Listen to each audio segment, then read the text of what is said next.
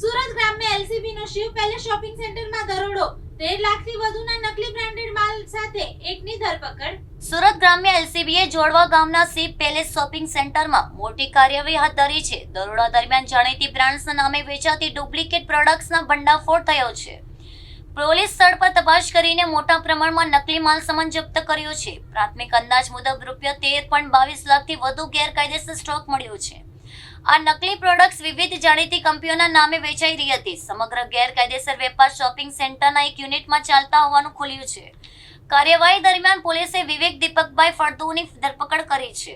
આરોપી પાસેથી નકલી માલના સોર્સ અને સપ્લાય અંગે પૂછપરછ કરવામાં આવી રહી છે.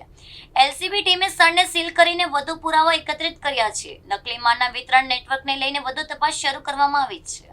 પોલીસ મહાનિરીક્ષક શ્રી પ્રેમવીર સિંહ સાહેબ તથા પોલીસ અધિક્ષક શ્રી રાજેશ ગઢિયા સાહેબ નાઓએ વિસ્તારમાં ચાલતી ગેરકાયદેસર પ્રવૃત્તિઓ શોધી કાઢી કાયદેસર કાર્યવાહી કરવા માટે આપેલ સૂચના અનુસંધાને એલસીબીની ટીમ વિસ્તારમાં પેટ્રોલિંગમાં હતી. તે દરમિયાન મળેલ માહિતીના આધારે જોડવા ગામની સીમમાં આવેલ શિવ પેલેસ શોપિંગ ખાતે રેડ કરતા અલગ અલગ બ્રાન્ડની કંપનીના શંકાસ્પદ આધાર પુરાવા વગરના ક્લીનર અને શેમ્પૂનો 13 લાખ ઉપરાંતનો જથ્થો મળી આવેલ, જે જથ્થો જપ્ત કરવામાં આવેલ છે અને આગળની કાયદેસરની કાર્યવાહી હાથ ધરવામાં આવે છે. પકડાયેલ ઈસમનું નામ વિવેક દીપકભાઈ ફળદુ છે.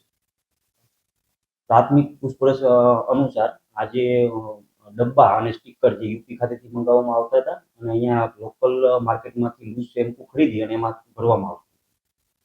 પકડાયેલ ઈસમની પ્રાથમિક પૂછપરછ કરતા જાણવા મળેલ છે કે આનું વેચાણ ઓનલાઈન અલગ અલગ પ્લેટફોર્મ પર કરવામાં આવતું. તે અલગ અલગ કંપનીના અધિકૃત અધિકારી વ્યક્તિને જાણ કરવામાં આવેલ છે, જે આવી હતી આગળની વધુ કાર્યવાહી હાથ ધરી.